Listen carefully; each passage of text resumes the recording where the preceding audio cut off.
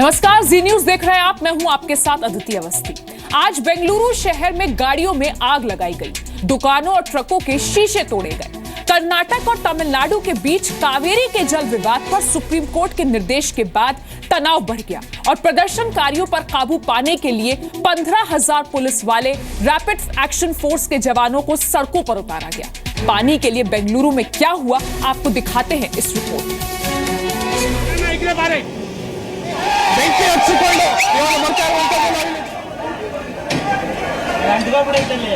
पानी के कारण बेंगलुरु में आग लग गई।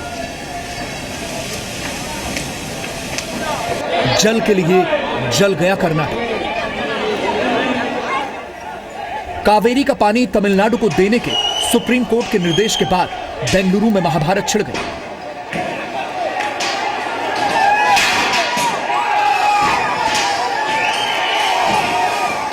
प्रदर्शनकारियों ने वाहनों में जमकर तोड़फोड़ की।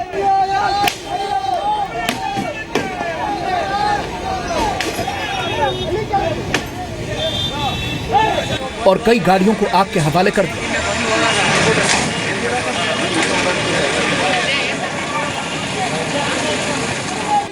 बेंगलुरु में चल रहे हंगामे के बीच जैसे ही पुलिस ने ट्रक रोककर ड्राइवर को नीचे उतारा, प्रदर्शनकारियों ने उसे घेर लिया।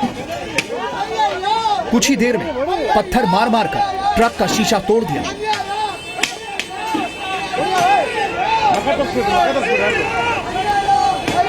ट्रक ड्राइवर लोगों से बख्श दिए जाने की गुजारिश करता रहा, लेकिन किसी ने उस पर दया नहीं की।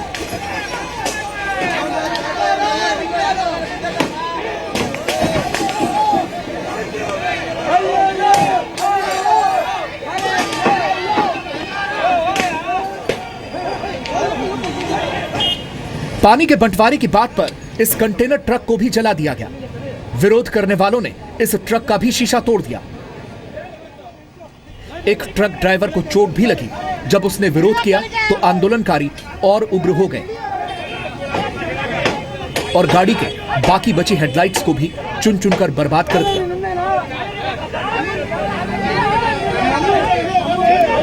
लेकिन तभी पुलिस एक्शन में आ गई। पहले पुलिस ने समझाने की कोशिश की, लेकिन नहीं माने तो पुलिस ने लाठीचार्ज कर दिया। पुलिस का डंडा चलते ही मिनटों में मैदान खाली हो गया।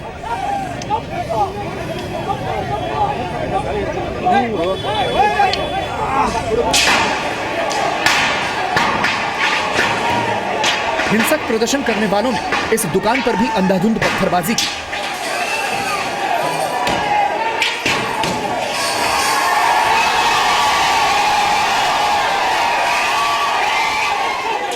लेकिन 2-3 मिनटों में ही पुलिस और रैपिड एक्शन फोर्स के जवान वहां पहुंच गए।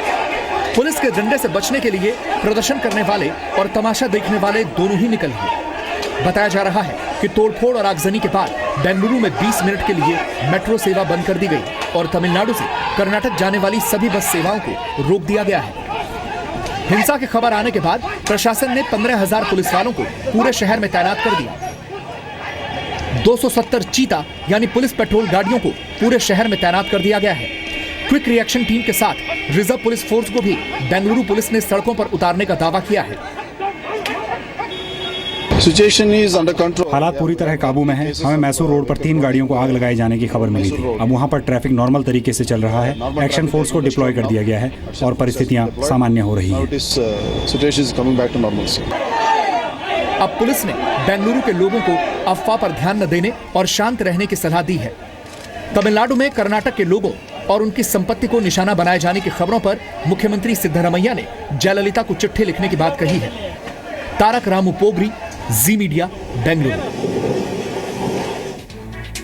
रुक करते हैं अगली खबर का। अगर आप त्योहार अपने परिवार वालों के साथ मनाना चाहते हैं और ट्रेन में कोई सीट ना मिले तो आप क्या करेंगे? क्या आप ट्रेन की छत पर बैठकर यात्रा करेंगे?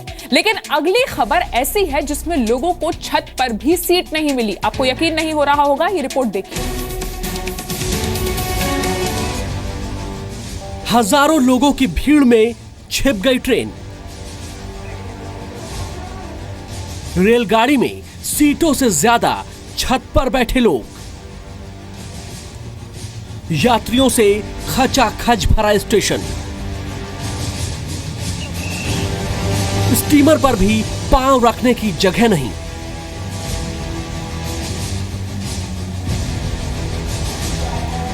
त्योहार मनाने के लिए दांव पर जान। बकरीद मनाने के लिए एक साथ लाखों लोग अपने घर के लिए निकल पड़े हैं। स्टेशन पर एक ट्रेन आती है, वहां मौजूद हजारों लोग ट्रेन का इंतजार कर रहे हैं, लेकिन ट्रेन पहले ही अंदर से लेकर बाहर तक यात्रियों से फुल है। सभी डिब्बों में सीटों से लेकर पायदान तक पैसेंजर भरे हुए हैं। इसके बावजूद लोग एक दूसरे का सहारा लेकर ट्रेन की छत पर चढ़ते हैं। तस्वीरें बांग्लादेश की राजधानी ढाका की हैं। बकरीद का त्योहार परिवार के साथ मनाने के लिए लाखों लोग एक साथ अपने घर जा रहे हैं। बकरीद मनाने के लिए अपने घर जा रही हूँ। बहुत ज्यादा भीड़ है, मुझे भरोसा नहीं है कि मुझे जगह मिलेगी। मेरे परिवार के बाकी लोग कल ही ट्रेन से गए हैं और उन्हें काफी दिक्कतों का सामना करना पड़ा। अथाह भीड़ की ये तस्वीर ऐसी है कि टूरिस्ट भी इस मौके को कैमरे में रिकॉर्ड करने पहुंच गए। जिन्हें छत पर जगह मिलती है वो खुद को किस्मत वाला मानते होंगे। बैठने में कोई दिक्कत ना हो, इसके लिए लोगों ने छाता खोलकर छांव की व्यवस्था भी कर ली है। लेकिन इसमें जान का खतरा भी कम नहीं। ट्रेन की इंजन पर बैठने की जगह नहीं है, लेकिन वहां भी लोगों ने जुगाड़ तलाश लिया है। दो अलग अलग ट्रेनें आती हैं, लेकिन दोनों का हाल एक जैसा। जिन्हें ट्रेन में जगह नहीं मिली वो स्टीमर पर सीट तलाशने पहुंच गए। भीड़ इतनी ज्यादा कि कंट्रोल करने के लिए पुलिस को लगाना पड़ गया।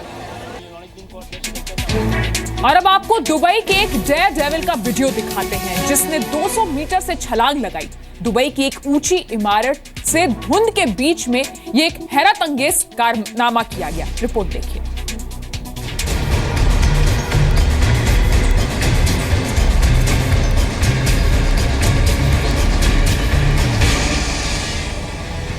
$200 मीटर से धड़ाम, धुंध के बीच छलांग का पूरा वीडियो। डेयरडेविल की छलांग नॉन स्टॉप। जमीन से 200 मीटर ऊपर मौत को मात देने वाली तस्वीर। कमजोर दिल वाले सावधान। रिलीज हुआ हिम्मत वाले का वीडियो।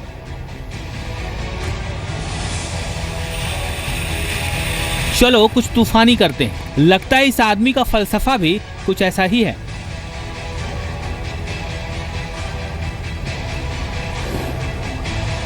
जिस ऊंचाई से इस आदमी ने छलांग लगाई थी वहां तेज हवा थी। धुंध की वजह से जमीन नहीं दिख रही थी। कंधे पर सिंगल पैराशूट और सिर पर हेलमेट। सिर्फ नाम के सुरक्षा उपकरणों के साथ दुबई के इस दबंग ने ऊंचाई को चुनौती दी।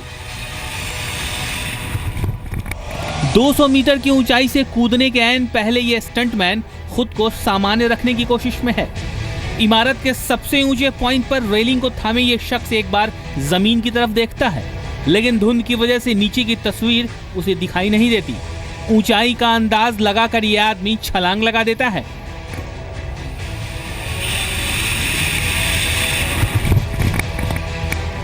आसमान में गोते लगाता ये आदमी धुंध के बीच से होता हुआ नीचे गिरता है। ये सारी घटना इसके हेलमेट में फिट कैमरे में रिकॉर्ड होती रहती है। छलांग लगाने के कुछ ही सेकंड बाद यह आदमी अपना पैराशूट खोल लेता है। इसके बाद धुंध को चीरता हुआ जमीन के नजदीक पहुंचता है। हालांकि धुंध की वजह से कैमरे में तस्वीरें रिकॉर्ड नहीं हो पाती। जमीन के नजदीक धुंध छटने लगती है और इसके कैमरे में सब कुछ रिकॉर्ड होने लगता है। कैमरे में इस आदमी के जमीन पर लैंड करने और पैराशूट के जमीन पर गिरने की तस्वीरें भी रिकॉर्ड हो जाती हैं। दुबई में 200 मीटर की ऊंचाई से कूदने वाला यह शख्स कौन है और इसने किस इमारत से छलांग लगाई, इसकी जानकारी नहीं मिल सकी है। लेकिन इस वीडियो से इतना तो साफ है कि यह करतबबाज, बेखौफ और बहादुर है, जो कुछ नया करने के लिए चुनौतियों से नहीं डरता। ब्यूरो रिपोर्ट, जी मीडिया। और हम जी न्यूज के दर्शकों को बता दें कि इस तरीके का किसी भी करतब को आपको नहीं करना।